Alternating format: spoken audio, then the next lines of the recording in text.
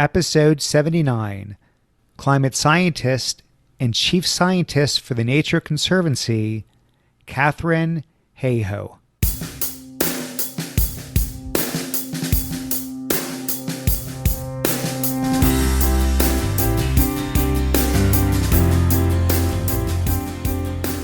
Welcome to The Art of Excellence, a show about people doing extraordinary things in their lives.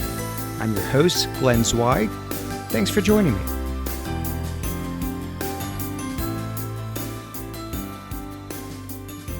My guest today is Katharine Hayhoe. Katharine is a climate scientist and chief scientist for the Nature Conservancy. She is also the Endowed Professor in Public Policy and Public Law and the Paul W. Horn Distinguished Professor at Texas Tech University. She has been named a United Nations Champion of the Earth and one of Time's 100 Most Influential People. She holds a PhD in Atmospheric Science from the University of Illinois. Her latest book is titled Saving Us, A Climate Scientist's Case for Hope and Healing in a Divided World. Katharine, welcome to the show. Thank you for having me.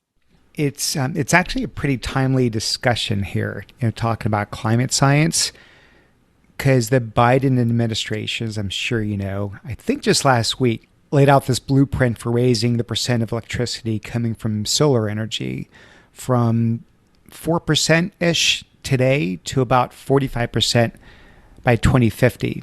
So, we're talking a tenfold increase over the next 3 decades. Sounds fantastic, on paper.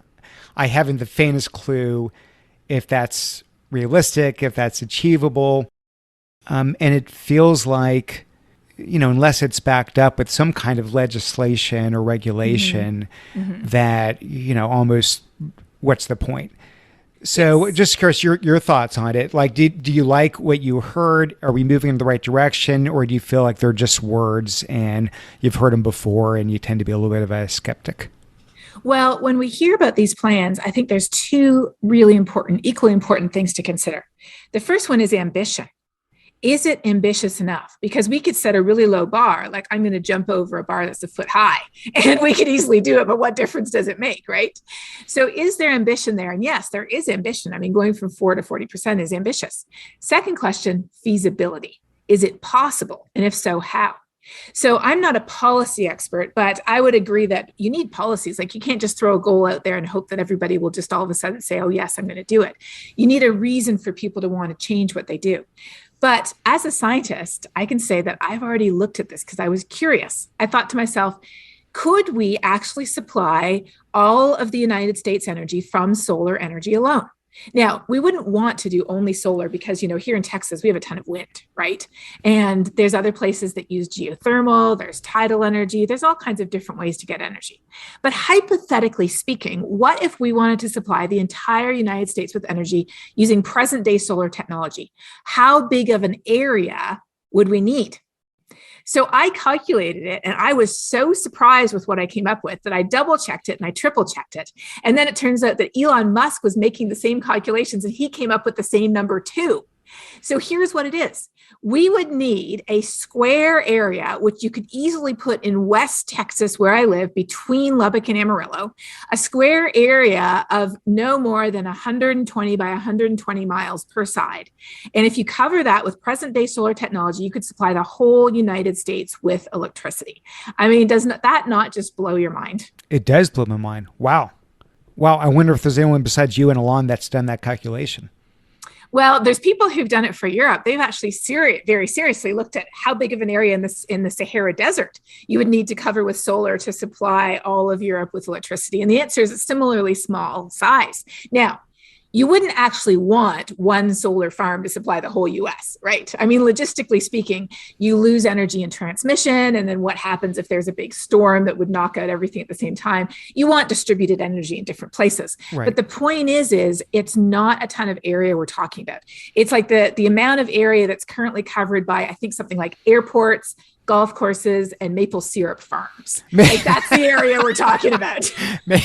Maple syrup farms. That's fantastic. I mean, I think there's still a lot of advances in storage technology, right? Battery technology. We'd have to revitalize the grid. I mean, it's not like even if we could, allocate the land and foot the bill, we can make it happen. But it's very encouraging though that off today's solar panels, and we know that not only do we keep coming down in price, but the yield from those keeps increasing every year. So maybe 10 years from now, we need half the size of that field. So that's encouraging. Exactly. And not only that, we could cut our carbon emissions in half through efficiency alone. I mean, old-fashioned efficiency, saving energy, saving money, because we're so wasteful. We waste over 65% of the energy we produce in this country, and we waste over 50% of the food. So just doing what our grandparents told us, right, which is being efficient with our resources and looking for new sources of energy, the solutions literally are in our backyard. Okay, now to turn from glass half full to glass half empty. Yes. Are you ready? There's plenty of that. Yes. Okay. So Katharine, this is a quote of yours. All right, here we go. Our planet has a fever caused by our lifestyle choices since the dawn of the Industrial Revolution. The news is bad. Antarctic glaciers are accelerating into the ocean. Coastal towns are flooding. Polar bears are starving. The Amazon is burning. Islands are disappearing. And species are going extinct. If we don't change our habits at a systemic level, the consequences for humanity will be enormous. So if I'm, reading between the lines here, we're sort of screwed. Well, what that's saying is it's the other half of the coin. The risks are real. They are here, they are now, and they're serious. The planet is going to continue to orbit the sun long after we're gone. The question is, are we? And that's literally why I called the book Saving Us. So why is that important? It's because worry is the wellspring of action. If we didn't understand what's at stake, why would we want to change? But if we don't know what to do, we understand the risks, but we don't understand the solutions, we'll be paralyzed. So we need to know both of those. We need to know it really is bad. It is getting worse. The future is in our hands. Our choices can make a difference, and the time to act is now. So I know you make a point in the book that scare tactics, in and of themselves don't necessarily work. But I am sort of curious about the doomsday scenario and whether that plays out like over our lifetime, or are we talking many generations from now? Hundreds of years. Like, what are we talking about? Like, I assume the eventual is that the population goes extinct, but what's much more, closer in terms of what we can see and feel? Well, I would paraphrase what you said slightly differently. I would say that fear is not enough. Because if you know about something really bad, but you don't know what to do about it, I mean, you just feel like, I just want to pull the blankets back up over my head and go back to bed, right? So we need to understand that it really is bad and what's at stake, but we also need to understand how our choices make a difference. So what is at stake? Well, like I said, it's not about saving the planet. Often people say it's about saving the planet as if we are somehow okay. It's the planet that needs our help. Well, you know what? After the polar bear, we're next. We're the ones who have built our entire civilization on the assumption of a relatively stable climate. Because over the history of human civilization on this planet, where we've built our cities, we've designed our infrastructure, we've parceled out our agricultural lands, we've allocated our water supplies, over that time, the average temperature of the planet has been as stable as that of the human body. So over the course of the day, your body temperature goes up and down by a few tenths of a degree. That's normal. Over the last few thousand years, the average temperature of the planet has gone up and down due to natural factors by a few tenths of a degree. What's not normal is the fact that today it is warming faster than any time in the history of humans on this planet.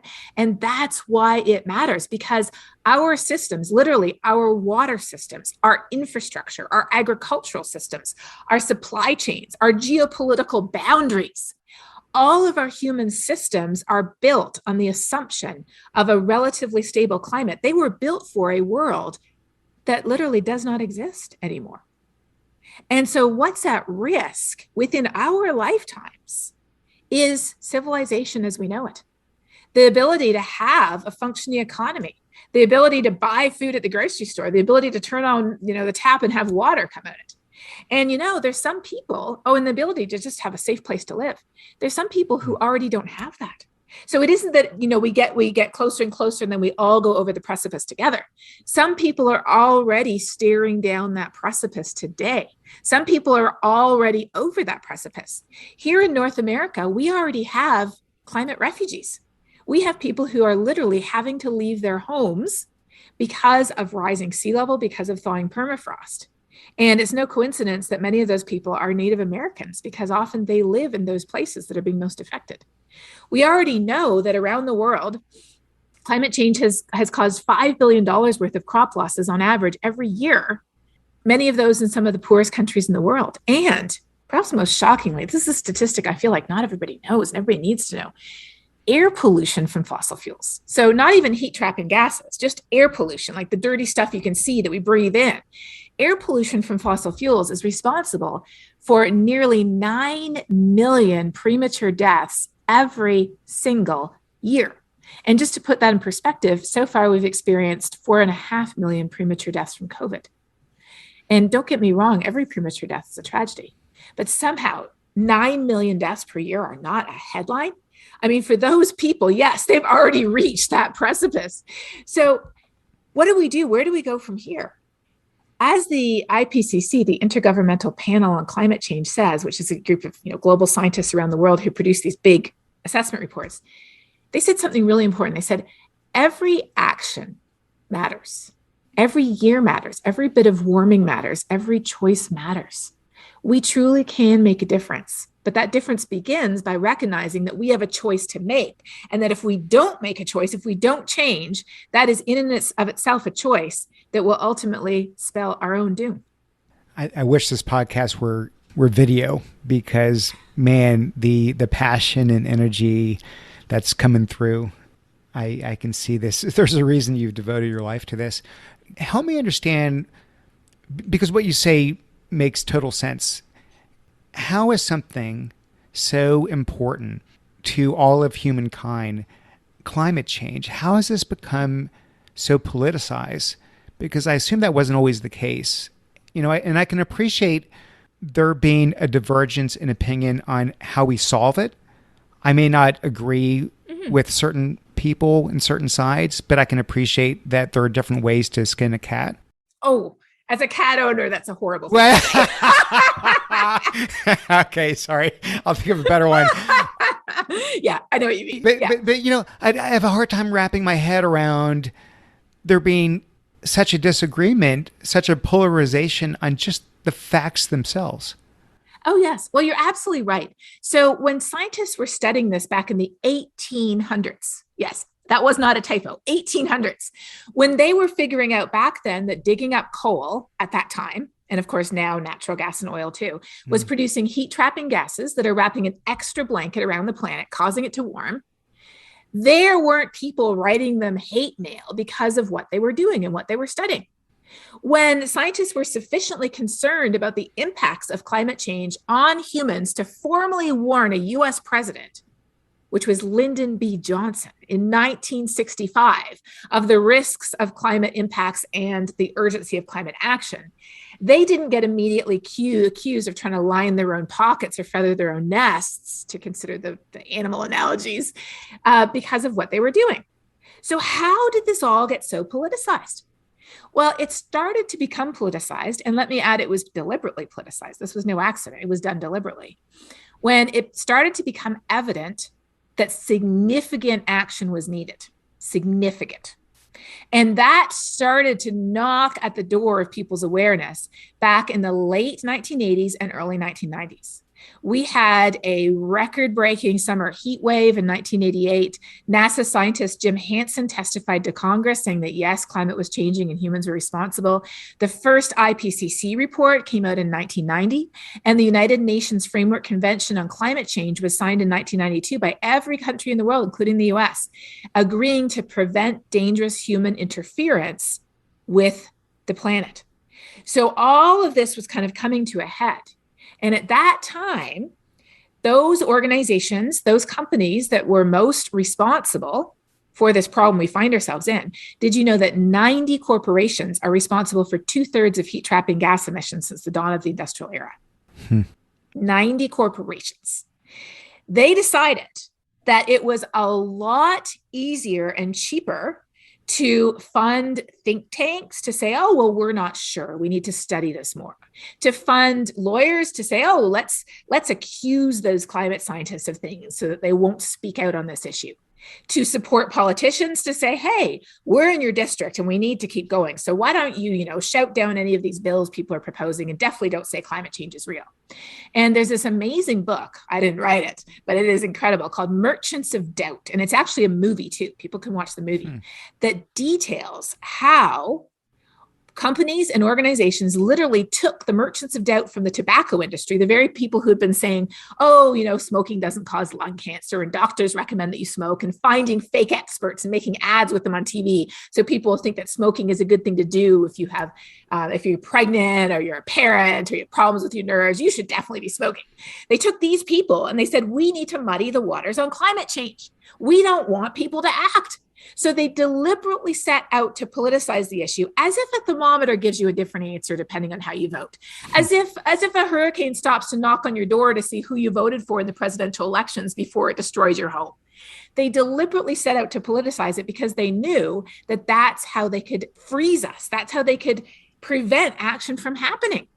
And you know what? They have been very successful for decades, because although climate action benefits just about all of us, both short-term and long-term, there's one set of organizations, very, very, very large, rich companies who have made all of their money from either digging up, processing, selling, or making things that burn fossil fuels.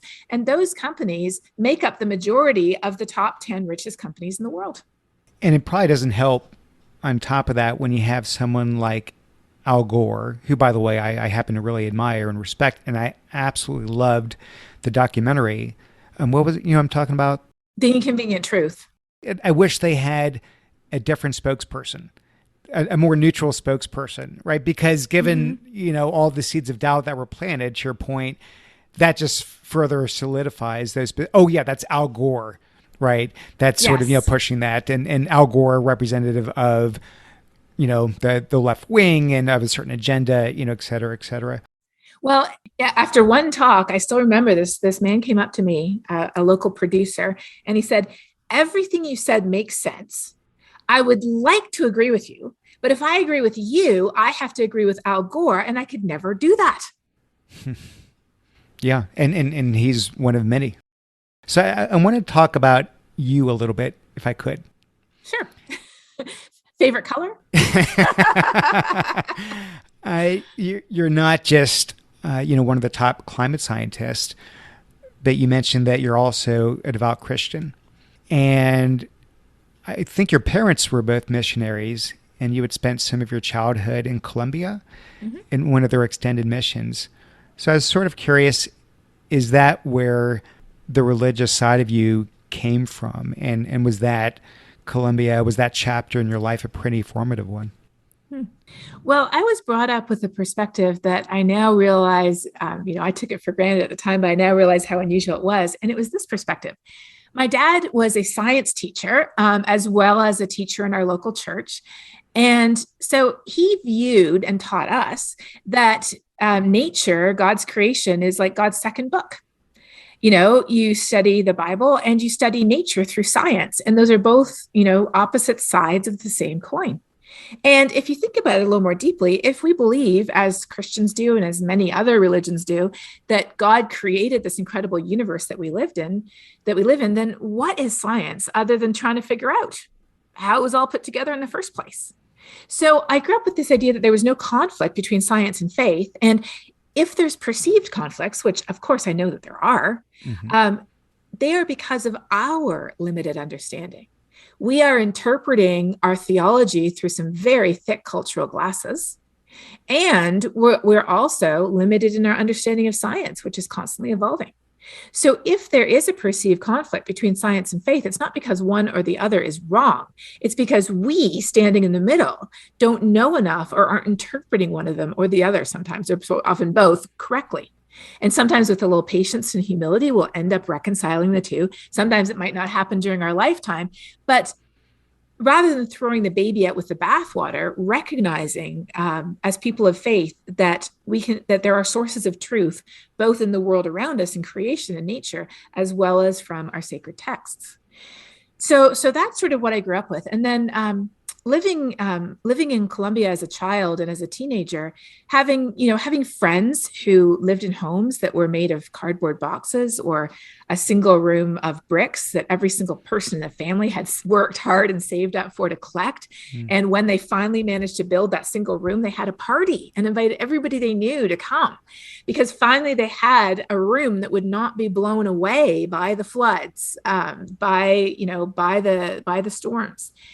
That showed me how closely people live to the edge and how vulnerable we are to climate and weather extremes in a way that we often don't fully acknowledge here in North America.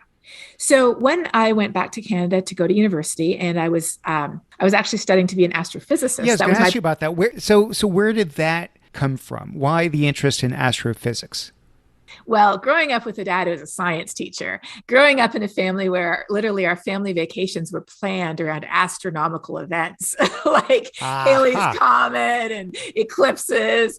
We had a station wagon, not just because there were 3 kids, but because we had to put the telescope in the back. So it was really hard not to think of astronomy as the coolest thing that you could possibly study. Right. Right. So that's where that came from. Like it or not, we're doing this. Exactly. Yeah, exactly. And it was so funny because I don't have a telescope myself. I liked analyzing images better than I did looking at them. But this summer, we finally got to see my family again for the first time since before COVID. And sure enough, my dad still has a telescope and he still takes it on family vacations. And so he was out at night with his telescope looking at Saturn, looking at the moon, and my son was looking at them with him. And my son came back. He's like, astronomy is pretty interesting. And I was like, yep, it is. Well, you went to school to study that, and then you end up graduating to pursue a career in climate science. So clearly something happened along the way. Was it a class you took, a professor you were exposed to? Why the change? Well, so I was almost finished my undergraduate degree, and it still is in physics and astronomy, but I needed an extra class to fulfill my breadth requirements. So I looked around and there was this brand new class on climate science over in the geography department. I thought, well, that looks interesting. Why not take it? So I had learned about climate change along with other environmental issues. I learned about air pollution and biodiversity and deforestation and climate change. And I thought of those as environmental issues that environmentalists care about and environmentalists work on. And the rest of us, if we don't consider ourselves to be an environmentalist, the rest of us wish them well. We watch their documentaries on Netflix, maybe we make a donation, but that's not our thing. That's the way I thought about them.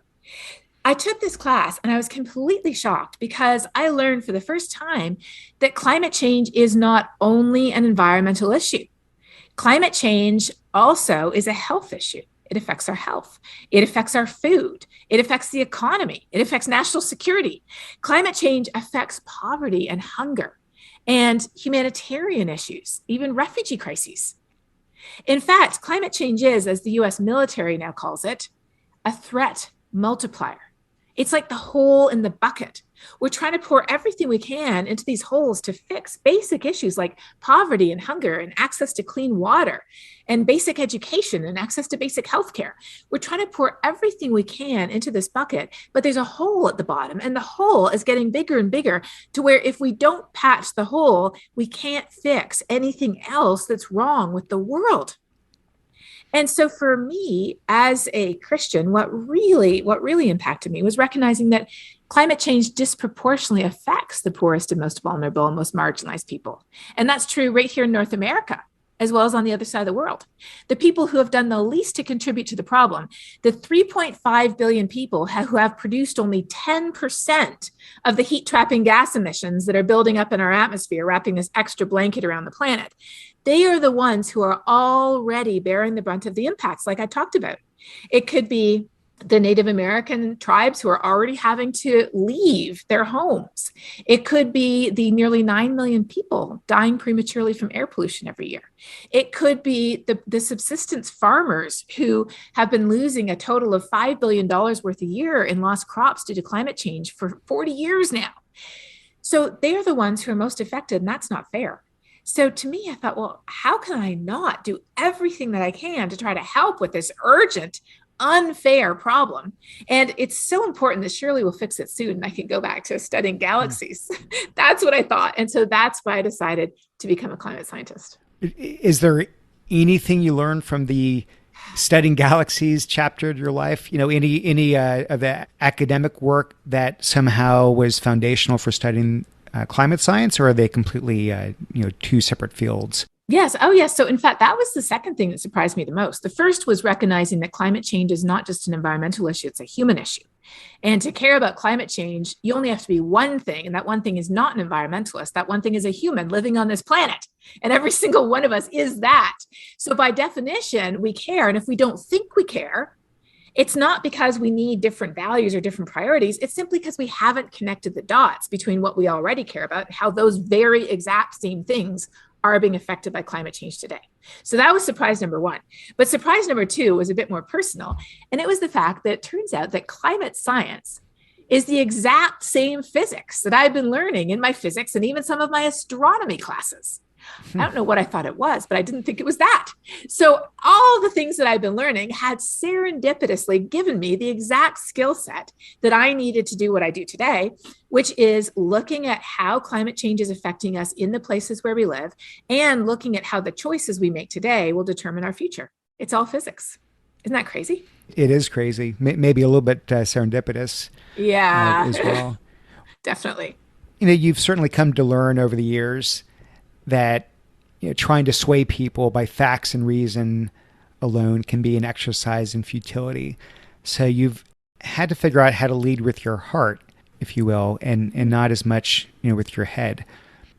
But I imagine having a PhD, it must have been a pretty difficult journey, with all that knowledge and training to sort of, to some degree, throw the facts out, if not, at least put them aside. Oh, yes. Right? That's not something that happened overnight. That must have been years and years and years of frustration of Yes. having people just sort of, I don't know, not just not agree with you, but probably, I'm sure you've taken a lot of name calling and been ostracized and all sorts of things. Oh, I still am every day, every day. You are absolutely right, because as scientists, we sort of have this shared code of understanding. As a scientist, we disagree. We love to disagree with each other. Don't get me wrong. There's nothing that makes a scientist happier than finding something that they can disagree with another scientist on, which is actually what makes it so remarkable that there is such incredible consensus across the scientific community that climate is changing, humans are responsible, and the impacts are serious. Make no mistake, there might be the odd person with a Dr. So-and-so in front of their name who says that it isn't real. But the vast majority of those people know as much about climate science as I know about brain surgery, which is pretty much nothing. And so when we listen to people, we have to say, who are they? What do they study? What is their area of expertise? And who else agrees with them? And the answer is every major scientific society in the world, plus thousands of scientists dating back all the way to the 1800s. So getting back, though, we scientists love to disagree with each other, but when we disagree, we do so on the basis of facts. So if someone says something or publishes something that I don't agree with, I go out and I go look at the data and I marshal the analysis. And sometimes I end up changing my mind because it turns out they were right. Other times I publish what I found based on data and facts, and that's how the argument goes. And ultimately, facts do win the day. But that's not the way we as humans function when our identity is on the line. If we learn more information that doesn't pose a threat to who we are, to our beliefs, to our identity, to our ideology, if somebody finds out new information about ants or about black holes or dark matter, most of us will be like, oh, well, that's interesting. We might not understand it. We might not remember it, but we won't challenge it. We certainly won't send them hate mail for it. So why is climate change different? It's because climate change has become, like we talked about before, since the late 1980s, climate change has become the number one most politically polarized issue in the whole country. Now, today, COVID is right up there. I was going to say, we've got a close second, We unfortunately. do. We Yeah. do have a close second. But climate change is still hanging on to number one. And what that means is that our opinions on climate change today have nothing to do with how educated we are, how smart we are, how much science we know. They simply have to do with one factor, and that is where we fall in the political spectrum. And so when someone comes at us with information, with facts that run counter to what we believe, what we hold true to be our identity, we don't see that as, oh, let's look at these facts and maybe change my mind. We see it as a direct threat to who we are, and we react correspondingly. So if the facts aren't going to win the day, back to this sort of leading with your heart, you've learned that it's really important to find some kind of connectivity, some point of connection with someone to have any chance to sort of break through to them. So can you give an example or two? Absolutely. Everybody has ways that they can connect with others, and yours are going to be different than mine. So I have started conversations with people over knitting, literally, or over being a mom, or where I live in Texas, or the fact that we both love going to the same place. I have other colleagues who've started conversations over the fact that they both play hockey, or they both love gaming and streaming on Twitch, or they love cooking together. So all of us are different. We all have different things that matter to us. We have different life experiences. We have different priorities. We have different passions. We have different fears. And the most effective thing that we can do is connect with other people over something that we share. Because what we're doing there is we're bypassing the head. We're bypassing all those fears. We are especially bypassing the judginess, often implicit, not explicit, but the implicit judginess of starting a conversation with something that we disagree with the person on, thereby communicating you're wrong and you're bad and you need to change to become more like me. I don't know about you, but I don't react well to those types of conversations. And most of them don't change my mind about anything. They just try to make me dig in harder, like, oh, yeah, I'll show you. So, in fact, I just had one of those the other day, yesterday. And it didn't make me change. It just made me, I just bowed out of the conversation gracefully because I could see it wasn't going anywhere good. The other person was judging me. The other person was telling me I was a bad person. And, that wasn't going to change my mind or theirs. But how do we change minds? Interestingly, it's not by changing people's hearts. It's by recognizing that the vast majority of people already have every reason they need to care about climate change. They're a good person. They're not a bad person. They want to do the right thing. They're not sitting there, thinking to themselves, how can I harm more people today? Most people are thinking, how can I take care of my family? How can I do my job? You might be worried about something in your own business or a friend or something that's happening in your neighborhood or your city or the world. We want to do the right thing. Now, our priorities might be different than somebody else's. But seriously, I have not found anybody's priorities so far that don't have something at or near the very top that isn't being affected by climate change. And that climate action wouldn't enable them to be a more genuine expression of who they are. And so that's why starting those conversations with what unites us rather than divides us is so important, because we don't all have to care about this issue for the same reasons, right? But coming at it from all different angles, we can agree often on sensible solutions that benefit us today as well as long term. Which all makes sense, by the way. But take it from that sort of conceptual level to, is there a specific person that you don't have to mention, their name, but, sure. Oh yeah, here is someone, and, we always got in fights, could never agree. And you somehow found a way to sort of get through to them. Like walk me through how that worked. Well, my favorite story is about my friend John, who is also a colleague. John's father is someone who always rejected climate change. Every time John would go home for dinner, his dad would have a new fact to trot out. Well, John, there's more polar bears now than there ever have been. So how can you say the Arctic is melting? And well, John, I heard that those scientists were just making up the data and it's just cosmic rays that are causing us to warm. It's snowing outside. Yeah, where's global warming now? So John, being a scientist to whom facts mattered, went and he collected every single sciencey sounding argument against the reality or the severity of climate change on the internet. He ranked them in order of which ones are most popular. He ended up with 198 of them. He created a website called Skeptical Science that has short, medium, and very long rebuttals to every sciencey sounding argument that there is, linked to all the original scientific papers. Do you think that changed his dad's mind? I'm guessing no. Correct. It did not. So then it turned out there was a rebate on solar panels in the area of rural Australia where John's dad lived. And so John said, hey, Dad, just letting you know about this rebate. So what was his dad's identity? His dad's identity was that of a shrewd fiscal conservative, pinch every penny twice. Make sure that you're saving everything you can. And if the government's going to be so stupid as to offer you a freebie, make sure that you take it, right?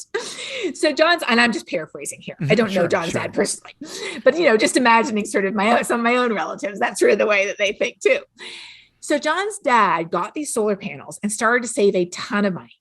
Every month, he would see how much more shrewd, how much more of a fiscal conservative he was, because it reinforced his identity. He would send John his power bill and he'd be like, look how much money I saved this year or this month. So 2 years later, John was talking to his dad, and his dad, in the course of conversation, sort of said casually, oh, of course, global warming, I've always thought it was real.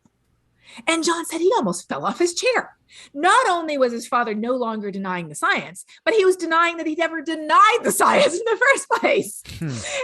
And he's like, oh, and have I showed you my power bill recently? So what happened was a vivid illustration of how 99.9% of our rejection of climate change has nothing to do with the science and everything to do with solution aversion. We don't think that we can be part of the problem. And so because of that, we feel guilty. In fact, just yesterday, there was a very right-wing political pundit who posted something on Twitter that I thought was so telling. I'm actually going to read it to you. He said, I couldn't possibly care less about climate change.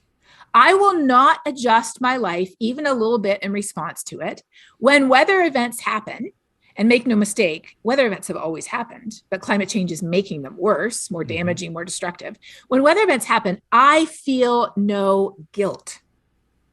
And that was very insightful and very telling, because when we're told that every action, like literally eating food, driving our child to school, going to church, going to our own job, turning on the lights so we can see, when we're told that every action that we do that makes our lifestyle possible is contributing to the problem, our natural reaction is guilt. And I'm sorry, but sadly, that is reinforced by a lot of those finger waggers out there that just want to make all of us feel bad. They want to tell us, if you take this problem seriously, you have to stop driving, you have to stop eating, you have to stop flying, you have to stop having children, you have to stop using energy, you basically have to stop everything. That is sort of the message that we're hearing. Maybe not quite as blunt as that, but we're definitely picking up on those messages. And so because of that, we have two choices. We can either try as hard as we can and we fail, we get discouraged, anxious, panicked, and sometimes even eventually just give up. Or we just say, well, I'm just going to give up right now because there's just no way that I can live up to that impossible standard. I just can't. We can't, because as individuals, we can't fix this problem.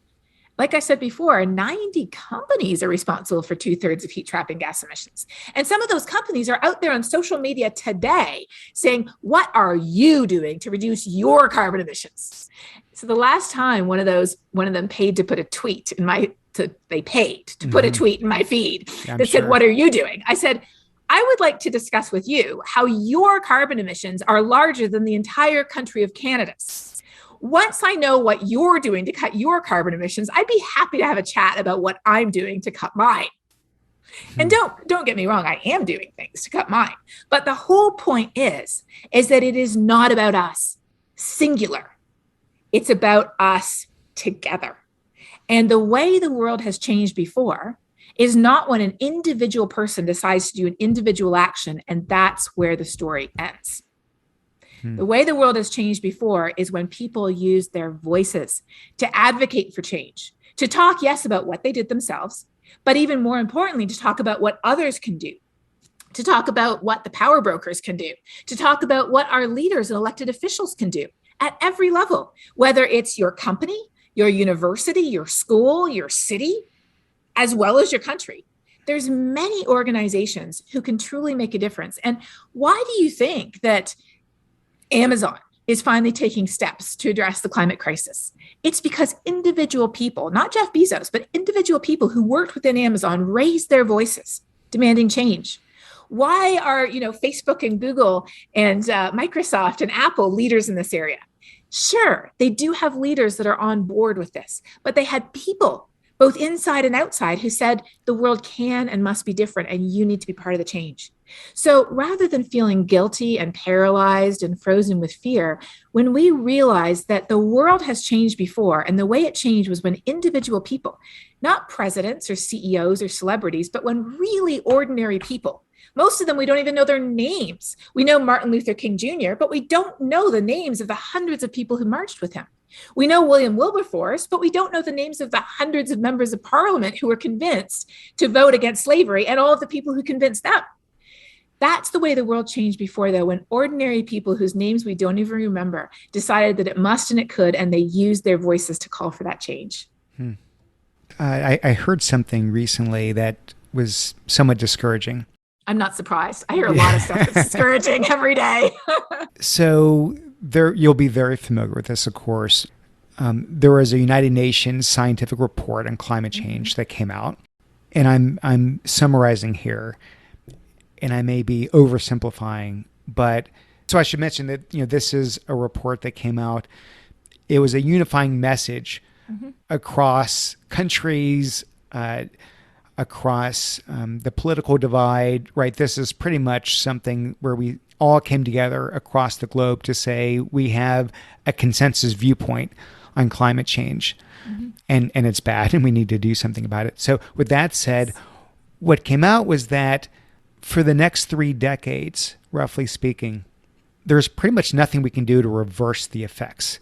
That the damage has been done, and it takes decades to dissipate the excess carbon that's in the atmosphere. And anything we can collectively start doing today won't see the benefits for at least 30, 40 years out. So what we're really asking people to do here, which by the way I think they should do, is to make sacrifices today for future generations. First of all, do I have that right at a high level? And isn't that part of the problem? Because we can be somewhat of a self-centered society at times, and we want to see the benefits accrue to ourselves while we're alive. And not that it should be, but it is a big ask of people to say, make significant changes to your lifestyle today so that future generations may benefit. What are your thoughts on that? And do I have any of that right? Yes, no, you absolutely do. So this past August 2021, the 6th assessment report of the Intergovernmental Panel on Climate Change was released. The first one was in 1990. I referred to that one earlier. So that's the report that you're talking about. And it called for a code red. It said exactly what you said. Not only is climate change real, as we've known for decades and even centuries, not only is it human caused, but it is here and it's now, and the time to act is today. They went further, and the best summary that I heard is this. They said, every action matters. Every year matters. Every bit of warming matters, and every choice matters. But here's where what you said sort of departs. It isn't about making sacrifices today that we will never see the benefits of for 20 or 30 years. It's about making choices today that we will see the benefits of literally tomorrow, as well as down the road. So like what? Like the fact that we talked about that air pollution from fossil fuels is responsible for 9 million premature deaths a year. When we transition off fossil fuels, that air pollution falls out of the atmosphere in days to weeks, not years. So we will see the benefit of clean air and the impact on our health virtually overnight. We also know that a lot of the actions to build resilience and to suck carbon out of the atmosphere by restoring our ecosystems, our coastal wetlands to protect ourselves from storm surge, by regenerative farming practices that put carbon back in the soil where we want it. Well, guess what? That enriches our soil.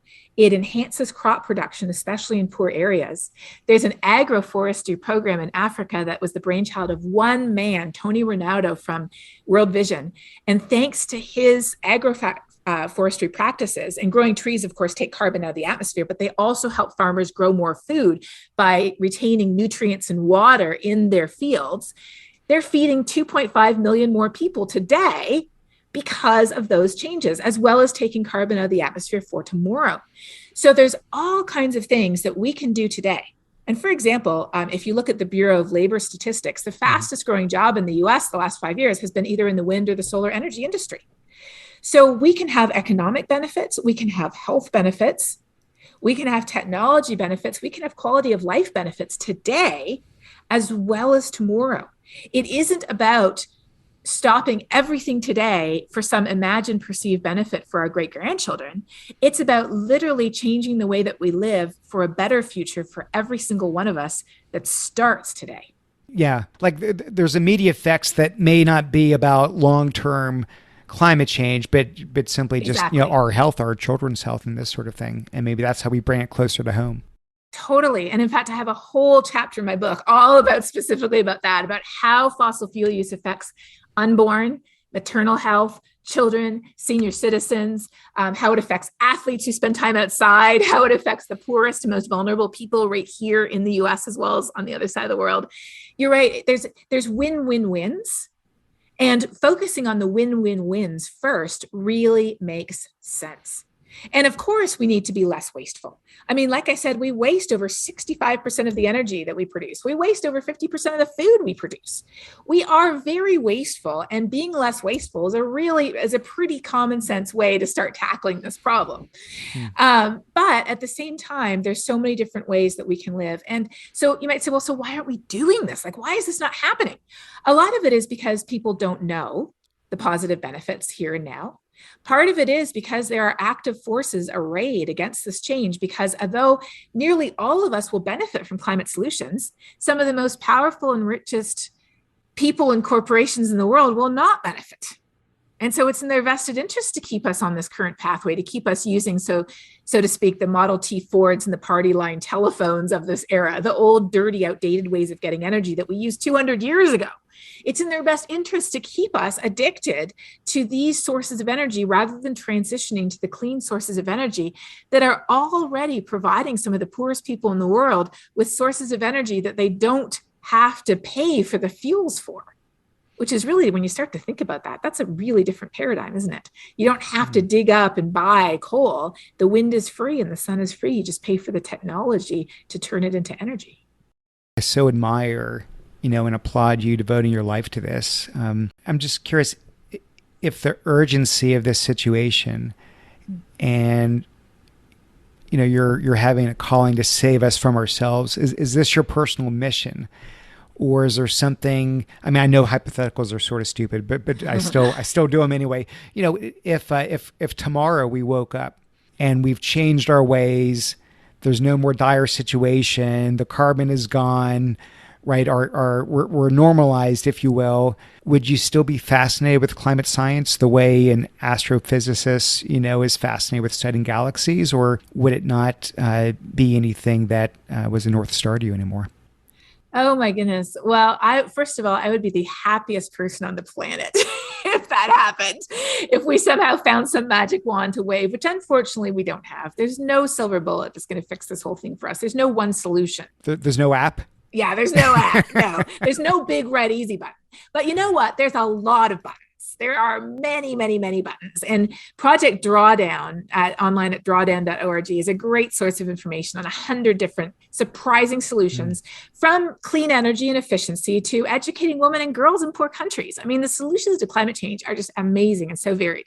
But if that happened overnight, in addition to being the happiest person on the planet, I've always thought to myself, oh, I'll just go back to astrophysics because it's so fascinating. And don't get me wrong, our planet is fascinating too. It is very complex and it is amazing to find out more about it.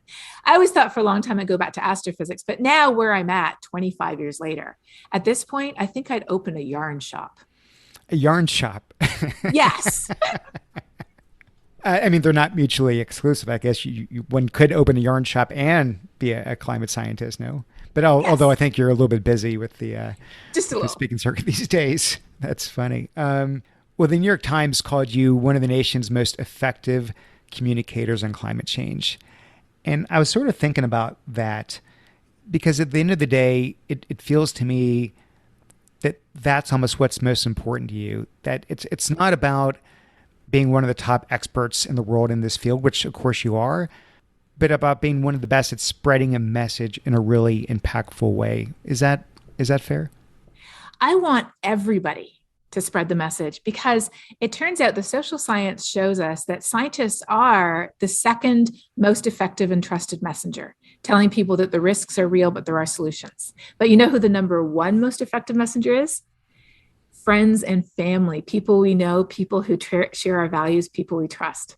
So my mission, if you could call it a mission, is to have everybody be part of the solution because we can't do it alone, but together I truly believe that we can save us. So, Katharine, the podcast is called The Art of Excellence. I like the guest to define excellence. What's it mean to you? I think excellence is your own standard of doing everything you can towards the goal that you've set. And that might look completely different for one person than another. But I think that relates directly to what I do with climate change because we all have something to contribute and all of our contributions are different. So instead of looking to someone else's standard of excellence, set your own standard based on who you are, based on what you're good at, based on your unique abilities. And that's how you can contribute to the world. Love it. This has been fascinating. I will do what I can in my little tiny microcosmic part to get the message out. But thank you for doing what you do. It's an incredible book. Cannot recommend it highly enough. And thank you for spending your time with me. Really, really appreciate it. Thank you, Glenn. It was so fun to talk with you.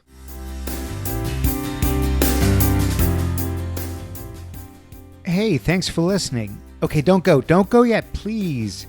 2 favors. I ask simply 2 favors. One, if you could please download the iTunes app. You could do it on your phone. You can do it on the computer. Take 60 seconds and leave a review. It means a lot. 2, you can find my episodes on several social media sites, Facebook, LinkedIn, Twitter. Find the one that you like the most. Find the one where you tend to have a lot of friends and followers. And if you could please either share it in the case of Facebook and LinkedIn, or retweet it on Twitter, that would mean the world to me. So those are the 2 asks I have. I love putting together this podcast. I hope you enjoy listening to it. Thank you so much, and I will see you again next time. Bye-bye.